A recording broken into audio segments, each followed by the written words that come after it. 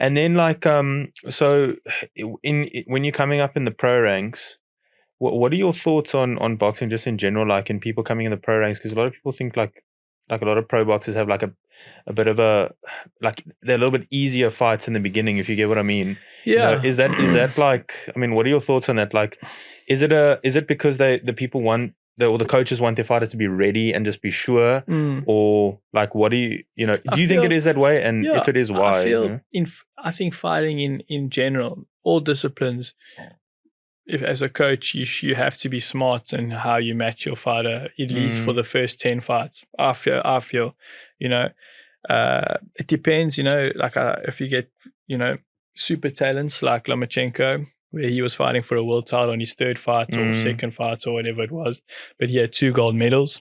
But I think as a coach, there's nothing wrong with building your fighter to a certain extent. Yeah. I don't believe, because you don't want him to get now shown up. So he's fought absolutely nobody for his 12 fights, and then his 13th fight, he fights someone with a bit of a winning record, and then he gets hurt, because he's never. So it's a very fine line, I believe, but you have to build your fighter. If you can be a great fighter, but if you take the wrong fight at the wrong time, you get knocked out. That could be the end of your career. It doesn't mean that you weren't going to be great.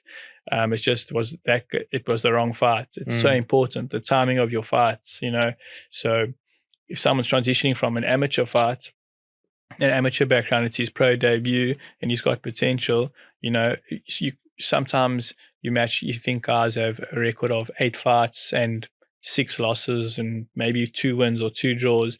You think that's an easy fight, but it's not, because some of those guys have had tough fights. They've been around, and you think, okay, my fighter, he's a top amateur. Let me put him in with this guy who's had 7 losses, but he's been around. He's gone 10 rounds. He's maybe more mature. He's stronger. It might not be as technically as good, and you can get your young prospect hurt.